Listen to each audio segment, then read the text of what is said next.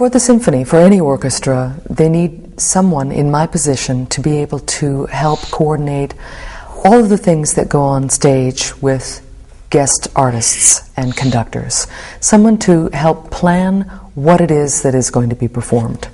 So I look at my job as being sort of an intermediary between the artistic vision of a particular music director and then the guest conductors that we hire, as well as helping to then administer that vision. So that, hence, my position is quite often called artistic administrator.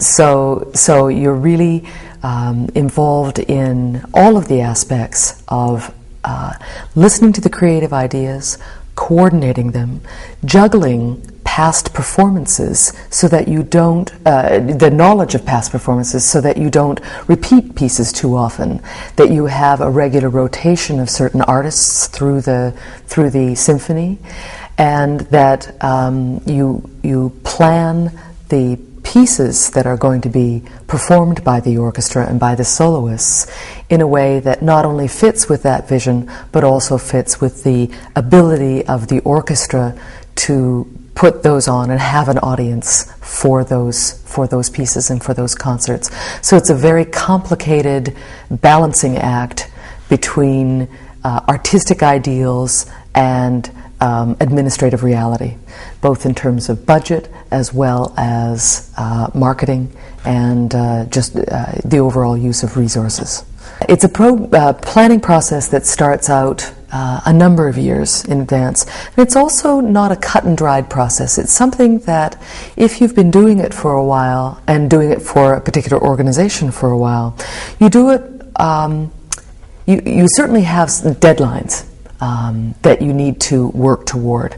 But you begin the planning process way out, say a couple of years out. So, for example, for the 07-08 season that we are working on right now, we've been it's now July of 06. We've actually been working on planning for that season 07-08 since last year.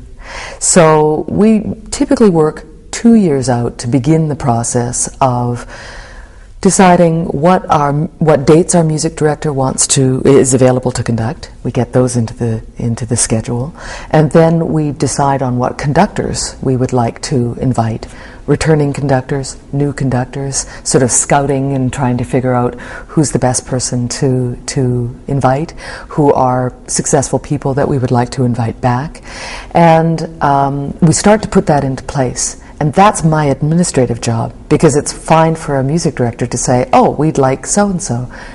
Then it's my job to contact that person's agent to check out schedule timing, make sure that the dates that we have available are dates that they have available in the schedule, and then it moves on in the course of planning to then get into the detail of what would that person like to perform, what would we like that person to perform, and it's a whole negotiation.